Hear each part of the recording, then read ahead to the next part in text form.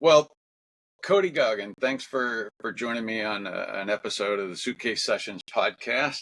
We're here at the Gadsden, Alabama Mary G. Hardin Center for Cultural Arts and have an opportunity to sit down together, which is a great opportunity Glad to be here. in my mind. Thank you. Thank you for having me. Yeah, it's just going to be fun. A couple of things I think for our listeners, I already pointed out your name's Cody Goggin. You hail from Pacific, Missouri. Pacific, Missouri, about 40 minutes outside of St. Louis, Yeah. right next to Six Flags there. Awesome. So everybody knows where Six Flags over Mid-America is, yeah. right? Yeah. And then finally, you were lead singer for sure and lead guitarist for Cody and the Chameleons. Yeah, when they let me go. When they When they let me go at it.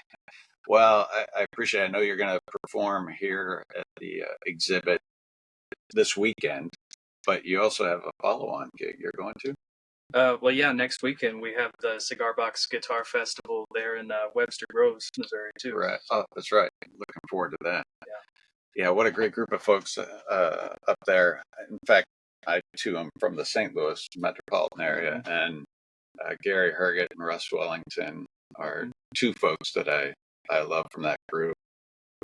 But that's where we met. Yeah. So I appreciate Absolutely. that. Well, I wanted to spend some time talking to you because I think, oftentimes people spend time as a concert goer or, somebody that just sits down and just enjoys the music, right? But they don't really get an opportunity to find out, well, what makes this musician tick? And so that's what I thought we'd do today and just spend a few minutes getting some idea of, where Cody's coming from. Sure.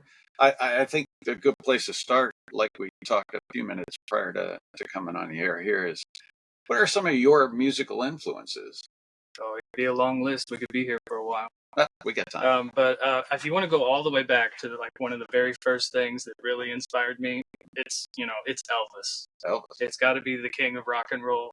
My dad, huge Elvis fan. He grew up in the 70s, Right. And so we were always listening to Elvis. Had a couple childhood vacations to Memphis to see Graceland.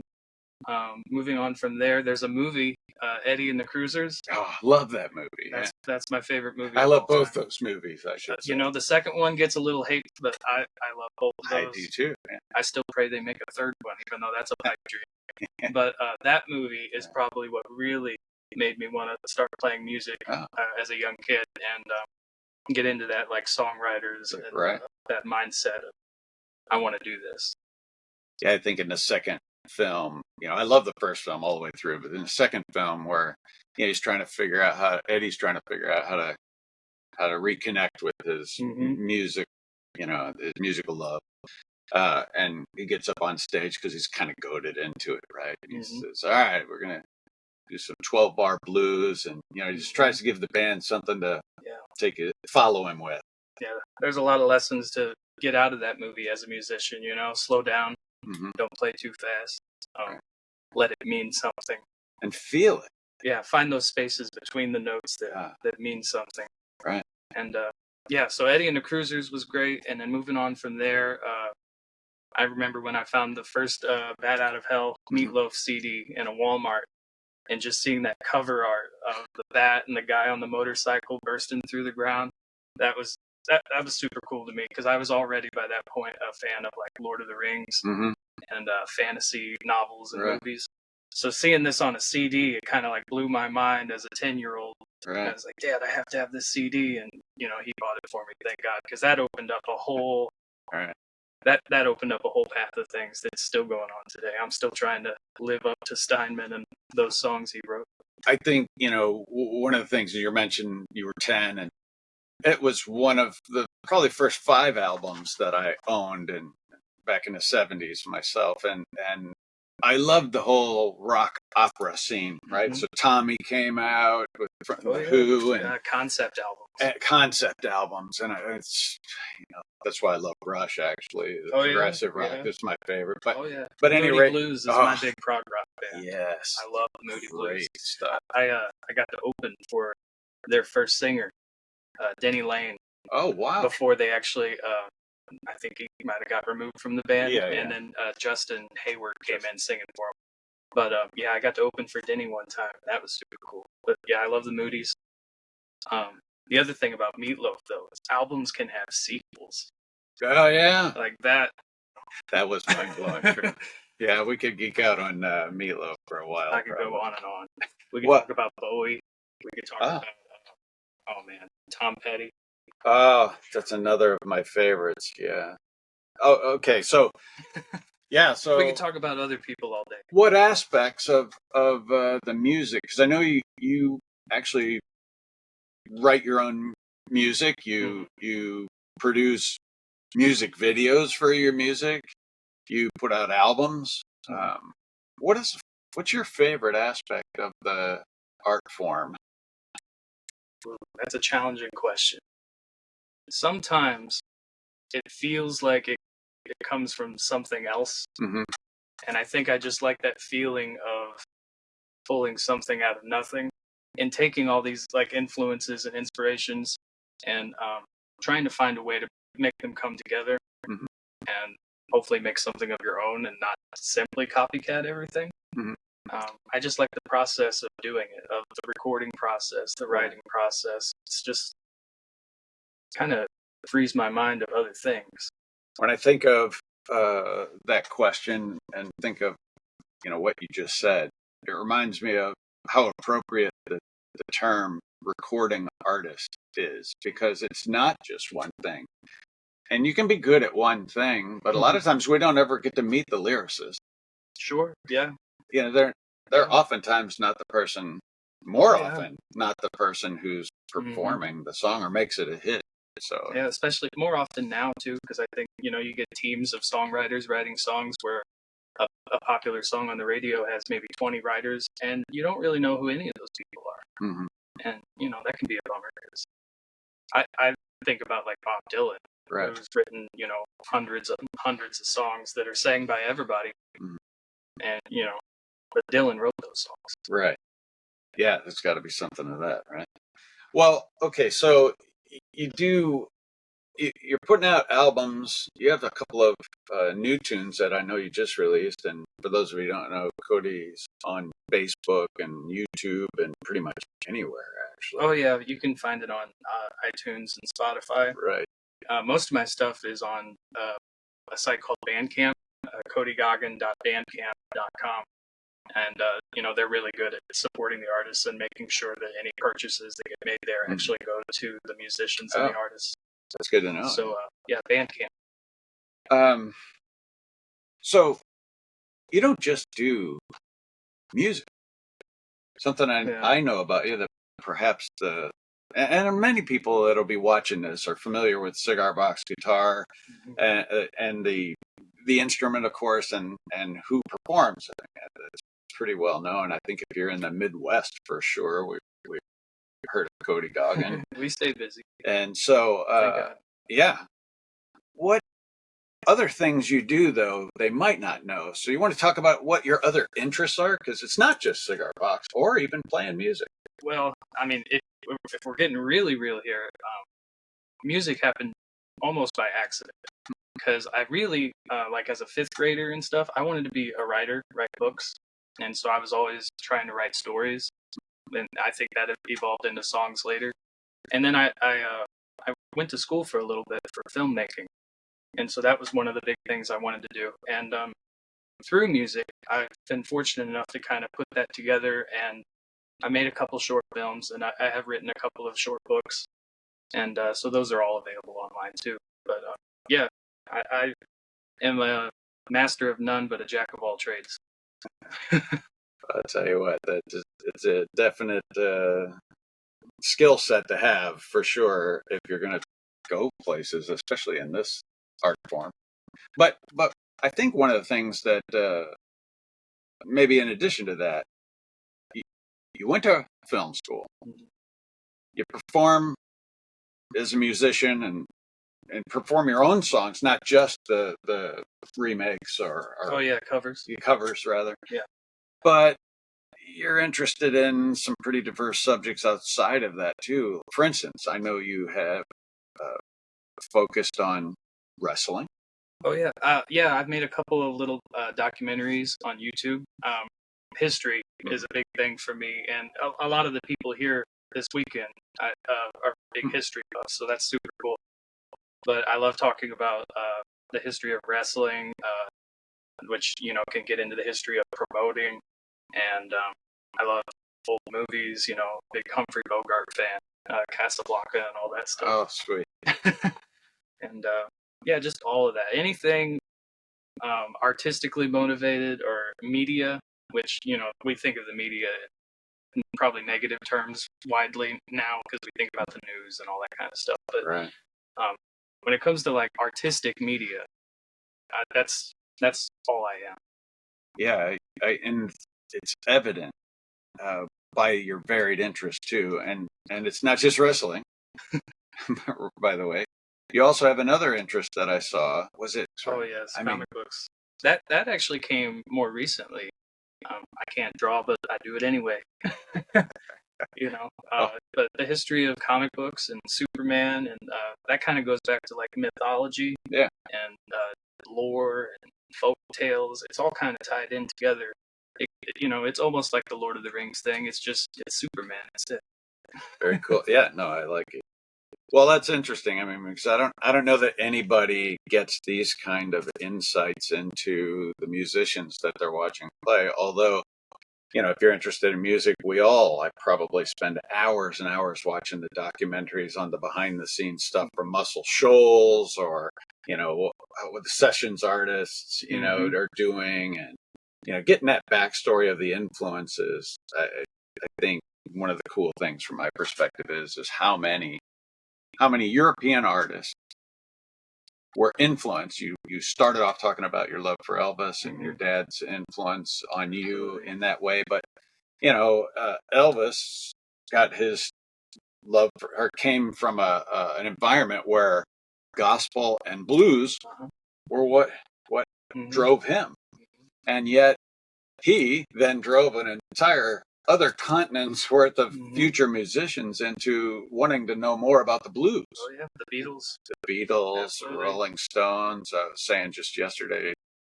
in a different conversation about how Keith Richards pointed out that the greatest gift the United States ever gave to the world was the blues, and that's pretty.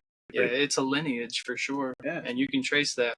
And watching those documentaries and following that history, it's all very important to me because I always look at it as you have a cup, and if you want to get anything out of the cup, you got to put stuff into it first. Right. And so I always try and watch all those documentaries and go listen to old blues music, Robert Johnson and Lead Belly, all those, just all of it. Yeah. All of it and any of it you can find stuff there.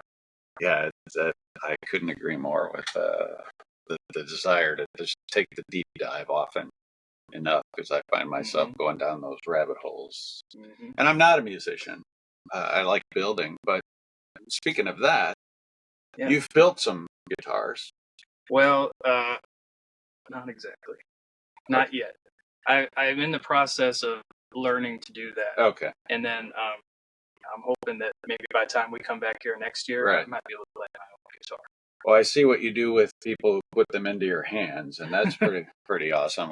Well, it's been an honor to meet people who are passionate about this, and we could talk about our mutual friend Mark the Harp Leclerc, the legend that he is, and he introduced me to the cigar box guitar. Right. We got started. We were playing similar places, doing the open jam thing, and that's where I met Mark. And he would always have his cigar box guitars that he's built. And for a long time, it was always, well, that's Mark's hobby. That's Mark's thing. And then somewhere along the lines, I found myself playing cigar box guitars. And he built me one, and then Michael built me one, and I've been playing that all over. And but yeah, Mark the Harp introduced me to this. And it's so cool to see the way people get so passionate about it and learn the history of it. And the things that you can make a guitar out of, you'd never guess. Yeah. I think we were one man's junk or trash, as we were just hearing from Billy Ailey, right? Yeah. But okay, so I guess I made an assumption there, having seen them in your hands for so long. It's something I want to do. I just, there's always a new project on the horizon, and this one's coming. So with all the time you put into your passion projects, whether they're documentaries or new albums and songs or new film projects that you're involved in. You know, what do you do when you're not doing those things? What are some of your, I'd ask what your hobbies are, but to me, those are like 5, 6 different hobbies other people would Sure. do. So Yeah. what do you do when you're not doing all of that? I enjoy reading or watching movies, playing video games. I mean, I can get lost in that too, and that can be a source of inspiration too. Because like even in a video game, you get put into like this fictional world, Right. and kind of get to live a little fictional life or whatever. And so yeah, that's probably my main side hobby when I'm not working, but I'm usually working like on something, and it seems silly to call it working on something because it is what's fun. Yeah. It is what I like to do. So Yeah. it's not really work. It's just that's what I got to do. I think it's why I segued into that with passion projects. But that's good to know. I mean, because one of the things I ask people often in my day job is when I first meet them, what do you do when you're not doing this? Because when you're not doing this, I hope to hear you're doing something that's relaxing, something that's fun. Yeah. Because the people who end up living in whatever their passion projects are, they burn out sooner than it can happen. most. And there's been a few times over the years where I'll almost be like, I got to take a break from playing. I don't want to go out and play in a bar because a bar is a certain kind of atmosphere and it can get old and you can get burnt out on it. But it's its own reward, and it always turns itself back around before you hit the power button and turn it off. Yeah, yeah. The burnout happens, I guess, to everybody. Even some of the builders I know will build for 3 straight years. Like it's going out of style, and then they'll step back and. Unless you're Logan Elliott. Yeah. And then you build 800 guitars. Yeah. And you're trying to reach your 1,000 mark. I have no doubt he's gonna make it. Yeah, it'll probably be this year. Yeah, probably before Christmas. Yeah. True. Well, so the folks who watch this or listen to the podcast, are interested in cigar box guitars. They're interested in the music, the history, and all of those things we've kind of touched upon here. What kind of advice would you offer, if any, to those listeners who are, checking out this particular video and hearing that you are passionate about music, and the art that goes into it, whether that's the film or the. So do you want a message for people who might be interested in this, or you want a message for like people that already are builders? Both, actually, because I happen to know that people who've never made nor have thought about it yet listen to the podcast. So. Well, the number one thing for people who haven't built these guitars yet and are thinking about maybe it's a hobby they want to get into, the thing that I've learned from watching everybody is anybody can do it. You can do it as simple as you want, like Michael was just talking about downstairs about these historic guitars from the 1800s that were built out of, people that were passionate, wanted to play music, but didn't have a whole lot. So you can go from, as simple as you can put these things together, or you can go as, wild and crazy as you want to and make them to where they're practically, like you'd be holding a Fender or any other guitar. So it's whatever you want out of it, I think you can get out of it. Yeah, my wife and I, when we originally discovered this, we would go, quote, dumpster diving. That was just a general catchphrase for whatever we saw. We'd think about how would that be a stop by the Goodwill all the time. Oh yeah, yeah, we're constantly hanging out at the Goodwill or the antique shops. But yeah, I think that's great advice for sure. Today you're going to be performing, and tomorrow as well, right?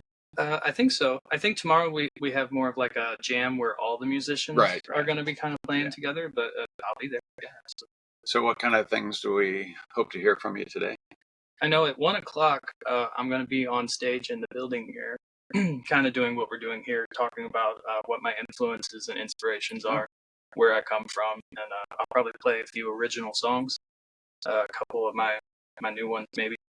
And then later tonight, Once the big car show here in town gets going, we're going to be out on the sidewalk, the full band, and we'll give them all we got.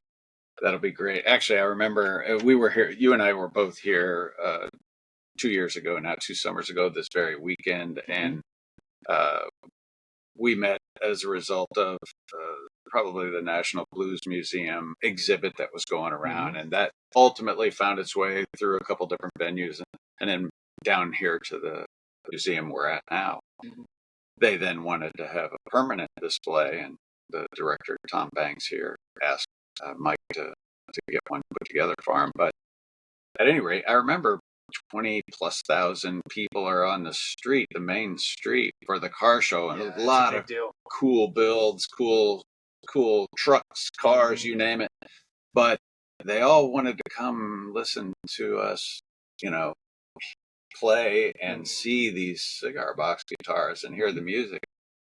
And people were dancing in the street, which I'm excited for. Oh, yeah. I think that's going to be fun. Yeah, the pressure's on. It's a big crowd, but we're going to have a lot of fun. I mean, that's kind of the message of our band, Cody and the Chameleons, if you don't know us. But our big thing is we just all have fun. You see some bands sometimes, and I've been in them, where it's not fun. Maybe somebody's, more picky about this or more picky about that. People end up not getting along. But with this band, it's like every time we hit that first note, it's just fun. It's just fun. Well, I appreciate it. I appreciate your time, knowing that you've got all of that on your plate, and you're probably back of your mind prepping for all of those things. I'm glad to do it, and this will be practice for when I got to go do it on stage later. Well, great. Well, again, Cody, where do we go to find your music? Where do we go to find you if we want to see you perform live? So the St. Louis, Missouri area is where most of my live performances are. We do get to do this here in Alabama. We'll be in Georgia in October. But if you want to hear my stuff, it's all on. You can look me up on Facebook, codygoggin.bandcamp.com, Spotify, iTunes, Google. Fantastic. Well, we'll be We'd really appreciate it. Looking forward to hearing more of your music and seeing you perform today and tomorrow. Very cool. Thanks for your time, Cody. Appreciate it. Thank you.